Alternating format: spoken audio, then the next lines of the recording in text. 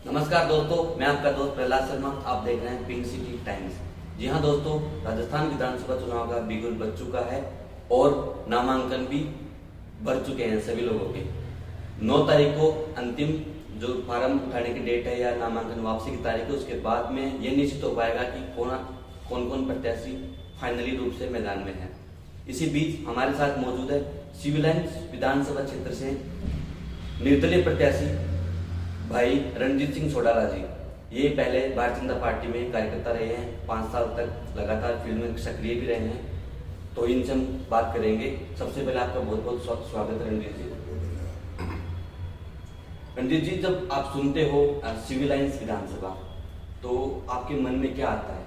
क्या विजन है सोडाला को लेकर के, या सिविल लाइन्स विधानसभा क्षेत्र को लेकर आपका विजन क्या है? देखिए, मैं यहीं पैदा हूँ, यहीं बड़ा हूँ, मैं सब कुछ कीड़ा जानता हूँ। मेरे पिताजी ट्रेड यूनियन के में भी रहे हुए हैं यहाँ, तो हमने बड़ी मुश्किल से यहाँ भारतीय जनता पार्टी को स्थापित किया है। ये सर्वविदित है। यहाँ पहले समझौते की सीट पे बनीपाल विधानसभा होती थी जब चुनाव लड़ा गया था राजपाल सिंह जी को, तो हम यहाँ के दुख दर्द को समझते हैं। और मैं अखिल भारतीय विद्यार्थी परिषद के टाइम से भारतीय जनता पार्टी के साथ जुड़ा हूँ, तो जब से मेरा लगातार जुड़ाव रहा है और लगातार जनता के भाव को, जनता की समस्याओं को और जनता के बीच बैठने का काम मैंने किया। तो रणजीत सिंह जी, एकदम से इंडिपेंडेंट कैंडिडेट निर्दलीय चुनाव लड़ने का जो फैसला है वो आपने एकदम से क्यों लिया? क्योंकि आप बहुत अच्छे सेवक रहे हैं पार्टी के, तो इसके पीछे क्या कारण है? देखिए, जो चेहरा जो हमारे बीच में भी जो भारतीय जनता पार्टी ने भेजा है, उससे अस्वीकार करने की बात है, आमदन की बात है। मैं ये कहना चाहूँगा आपके माध्यम से कि हमारे बीच में जो चेहरा आज पार्टी ने भेजा है, सर्वे रिपोर्ट ले लीजिए। आज बाहर भेजा जाता है, पश्चिम बंगाल जाओ, रणजीत सिंह सोडाला आपकी रोटी लगी जाइए। 3 महीने हमने घर खराब किया, उत्तर प्रदेश गए, सीकर गए, जहाँ जहाँ पार्टी ने हमें काम बताया, हमारा घर बार व्यापार छोड़ छोड़ के हम बने। आज ये भावना मेरी नहीं है, आम जनता की भावना है कि पैराशूट उतारा गया है, इसको जंगलात समझ रखा है, हेलीपैड समझ रखा है कि लाए ठोक दिया। ये स्थिति भारतीय जनता पार्टी ने जिस प्रत्याशी को दिया है, हमें उससे नाराजगी हमारे किसी कार्यकर्ता को देते थे। हमारे मंडल के, हमारे युवा मोर्चा के पार्षदगण अभी थोड़े दिन पहले दिल्ली जाके भी आए थे, तो उन लोगों ने कहा भी था ऊपर प्रदेश राष्ट्रीय नेतृत्व को कि भाई हमारे बीच का कोई भी व्यक्ति दे दो। उसके बाद इस तरह की कार्रवाई की गई जो सरासर गलत है। उसके विरोध में जनता की राय से और जनता के सहयोग से और जनता की मांग से मैंने चुनाव लड़ने का फैसला किया। मैंने मेरा नामांकन दाखिल किया। रणजीत सिंह जी, किन आपके जो सिविल लाइन्स विधानसभा क्षेत्र है, इस क्षेत्र के किन मुद्दों को खास में ध्यान रखकर आप चुनाव मैदान में उतर रहे हैं? देखिए, आमजन में बड़ी समस्या है। कांग्रेस पार्टी के जो हमारे प्रत्याशी हैं, जो हमारे कांग्रेस पार्टी के विधायक हैं, वो अपनी में से ही नीचे नहीं उतर रहे। उनके घमंड का आसमान छू रहा, उनका घमंड। आम जनता उनसे बड़ी त्रस्त है, बहुत परेशान है, भेदभावपूर्ण नीति से काम कर रहे हैं। ये विषय तो देखो वहाँ का है। अब हम बात करें सिविल लाइन विधानसभा की, तो विधानसभा का गोपाल जी को कुछ भी पता नहीं कौन सी गली कहाँ है, कौन सी कहाँ है। कार्यकर्ता कितने दिन में समझाएंगे? आम जनता तक कैसे मैसेज आएगा? आम जन से कैसे स्वीकार करेगा? बात वो है। यहाँ समस्याएं है नशा मुक्ति की। पूरा सिविल लाइन विधानसभा नशे में त्रस्त है, बच्चों की हालतें खराब हो रही है। मैं एक माँ से मिला था, वो उनका बच्चा अच्छा भला काम करता था, उसको नशे की लत लग गई, पूरा घर बार खराब हो गया। नशे की लत, बहन बेटी के मान सम्मान और इज्जत की बात। यहाँ पर पलायन की व्यवस्था, जो भी जातियाँ हों, दोनों को पलायन के लिए रोका जाए। जो आपस में बेमनस्ता है, उसको कैसे कंट्रोल करना, उस पर डिपेंड करता है। उसके बाद आता है कैमरे लगाने चाहिए, जगह जगह कैमरे होने चाहिए। ट्रैफिक की जो भीड़ भाड़ की व्यवस्था है, इसके लिए ओवरब्रिज बनने चाहिए। और हमारे जो मेट्रो के कारण पिलर, एडवर्टाइजमेंट के कारण पिलरों पे जो नंबर लिखे थे वो हट गए। इसके अलावा लगभग बाजारों में कैमरे लगाने की व्यवस्था होनी चाहिए और बीसलपुर के पानी की व्यवस्था होनी चाहिए, रोशनी सफाई की व्यवस्था होनी चाहिए। राजस्थान सरकार पूरे समय आपस में लड़ती रही, सीट अपना मुख्यमंत्री बचाने के लिए, सरकार बचाने के लिए लड़ती रही। उन्होंने जनता की तरफ ध्यान दिया नहीं और भ्रष्टाचार जो चरम पे पहुंचा, उसकी वजह से भी लोगों में किसी भी तरह का ध्यान नहीं दिया गया। और भारतीय जनता पार्टी के कार्यकर्ताओं में के अलावा मतदाताओं में बड़ा आक्रोश है कि साहब हमारे यहाँ पैराशूट क्यों छोड़ा जाता है।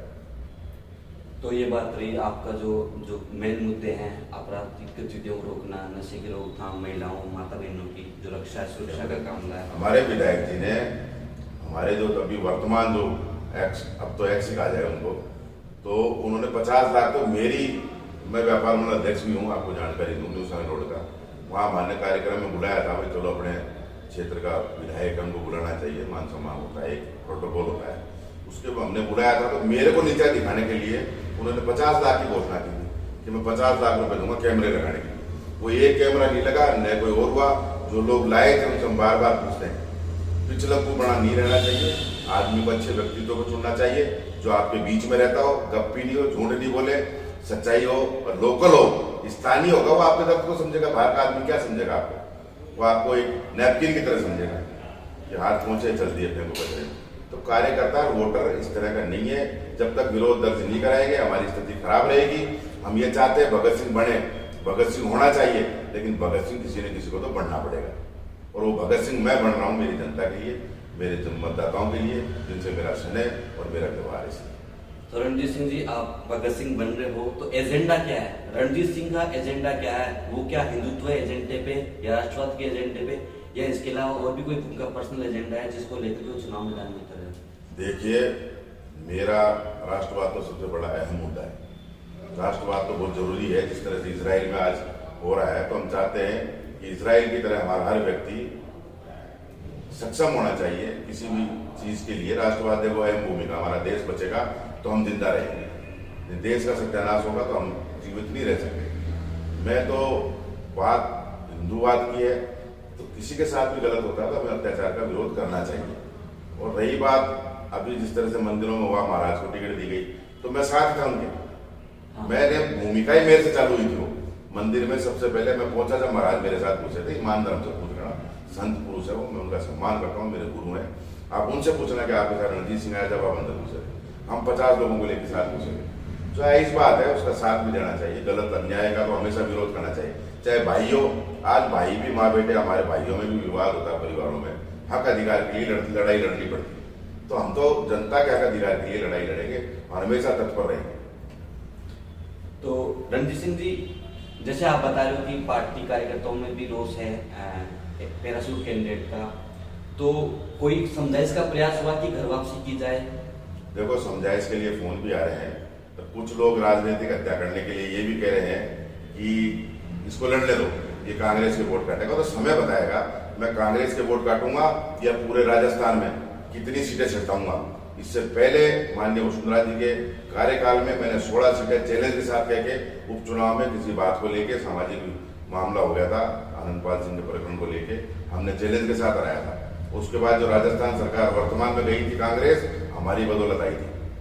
मैं विश्वास के साथ कहता हूँ, मेरे साथ 36 कौम है। मैं ये नहीं कहता कि मैं रावण राजपूत समाज का प्रदेश अध्यक्ष हूँ, मैं ये कर दूंगा वो कर दूंगा। रावण राजपूत समाज के नाते, ओबीसी के नाते मैं कहना चाहता हूँ आपको कि लगभग राजस्थान की 15 लोकसभा और लगभग 50 से 60 विधानसभाओं पे सीधा सीधा प्रभाव डालते हैं और ओबीसी की सभी जातियां लामबंद हैं। और मेरे साथ मूल ओबीसी की बात कर रहा हूँ आपसे, मूल ओबीसी की जातियों का, वो लोग भी मुझसे संपर्क कर रहे हैं कि आपको चुनाव में डटे रहना है। उसका विषय है, उसका कारण ये है कि ओबीसी को जिस तरह से जयपुर में एक सीट भी नहीं दी गई, जाति विशेष को दी गई है।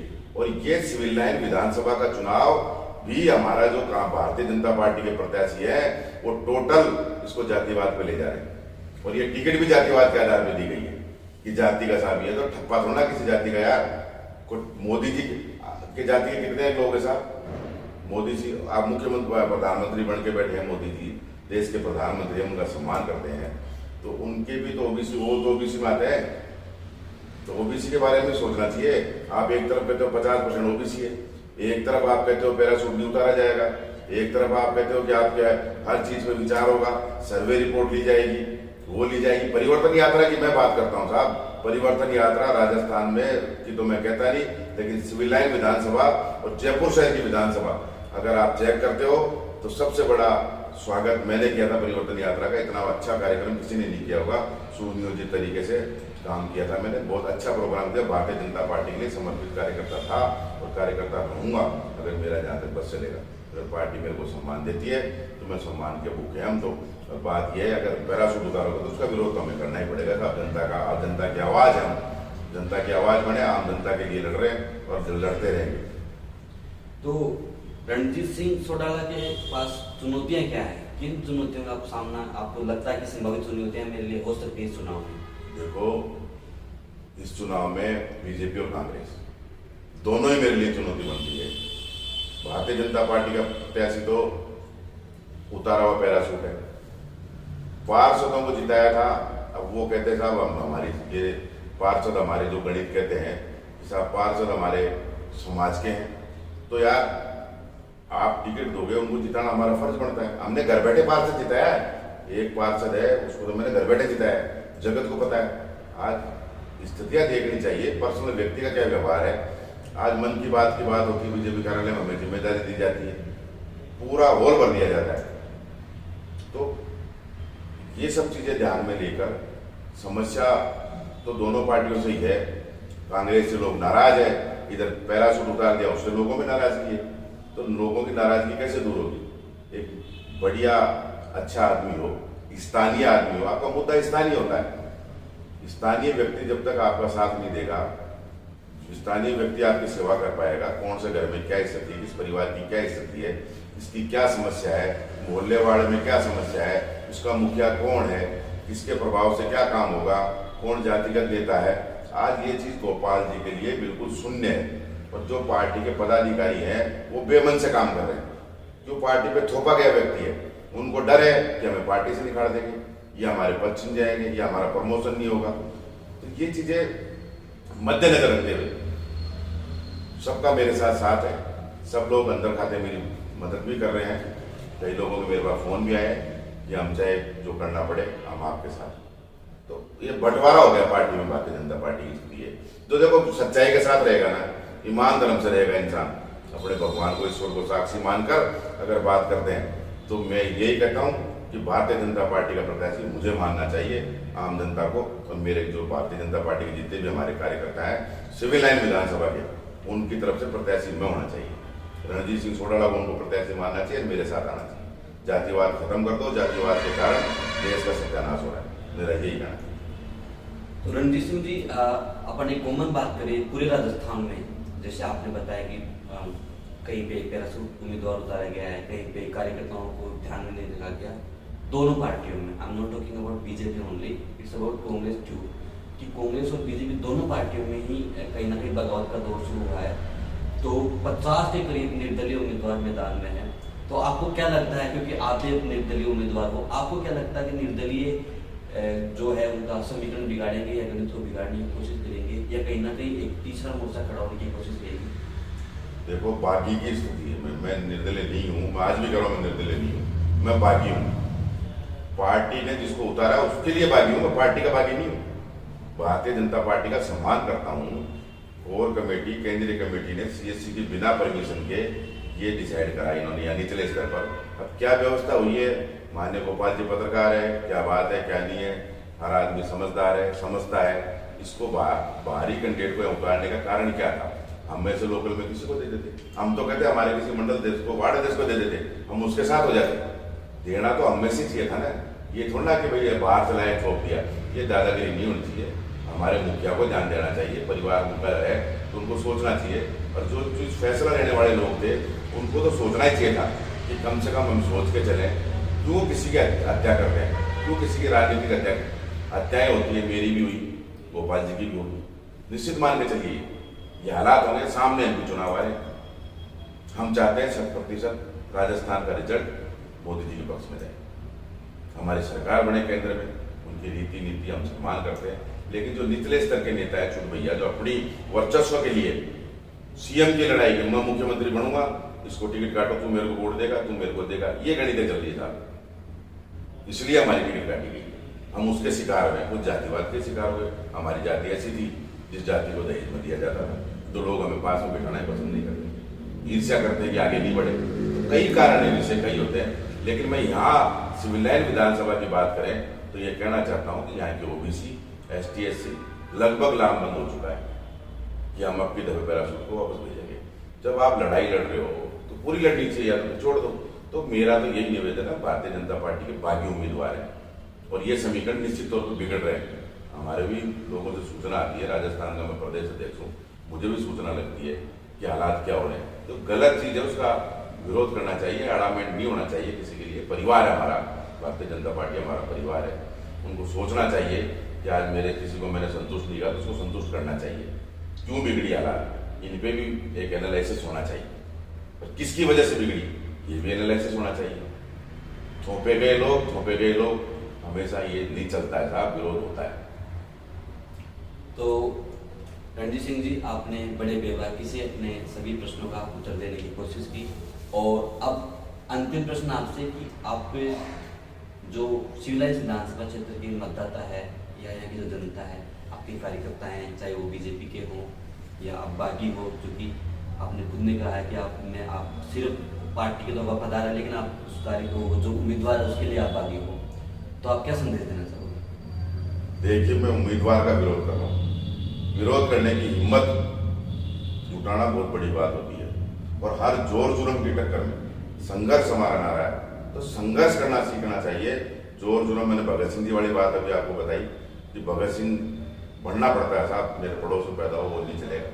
और देखो, कार्यकर्ताओं में रोष है और मानसिकता, मुझे उम्मीद है कि दीपावली के बाद कार्यकर्ताओं की मानसिकता बदल जाए और वो निश्चित तौर पे, मेरे को उम्मीद, पूरी आशा है कि हमारे सिविल लाइन विधानसभा के कार्यकर्ता, मतदाता समझदार है। देखो, किसी को जानते नहीं है, कैसा स्वभाव है ये नहीं जानते, किस तरह की नेचर है। मैं तो आधी रात को लोगों के घर बैठ के खाना खा लूँ, घर चला जाता हूँ, चाय की दुकान में बैठ जाता हूँ, मेरी नेचर तो ऐसी है। और यूथ में मेरा जो मातृशक्ति में, मेरे पिता तुल्य बुजुर्गों में जो मुझे प्यार और मोहब्बत है, जितना मुझे आशीर्वाद उनका है, उस आशीर्वाद स्वरूप ही मैं उनसे यही कहना चाहता हूँ। मेरे भारतीय जनता पार्टी के मेरे मित्रों से भी यही कहना चाहता हूँ, संगठन के लोग हैं सिविल लाइन विधानसभा के, उनसे भी आपके माध्यम से यही कहना चाहता हूँ कि देखो, अभी भी समय रहते, समझ जाइए, इस जातिवाद को छोड़ दीजिए। हम जातिवाद का टर्रा लेके चलते हैं, उसको छोड़ देना चाहिए और सच्चे और ईमानदार आदमी के साथ जो आपकी सेवा कर सके, आधी रात को आपको मिल सके, आधी रात को आपके साथ जा सके, आप पे काम कराने की ताकत रखता हो, हिम्मत रखता हो और सामने वाले प्रत्याशी से पूर्ण रूप से टक्कर ले सकता हो, साम दाम दंड भेद जिस भी तरह से चाहे, उससे तैयार रहे, ऐसे व्यक्ति के साथ आइए। मेरे में कोई कमी है, मुझ में कोई गलती है तो मुझे बैठ के समझाओ, मेरे परिवार की तरह, मेरे भाई की तरह, मैं वो स्वीकार करने को तैयार। तो आपने देखा, ये थे रणजीत सिंह सोडाला, जो सिविलाइंस विधानसभा क्षेत्र से बागी उम्मीदवार है। निर्दलीय के रूप में इन्होंने नामांकन दर्ज किया है, भारतीय जनता पार्टी के सक्रिय कार्यकर्ता रहे हैं। और आप सभी का बहुत बहुत धन्यवाद। जय हिंद, जय भारत।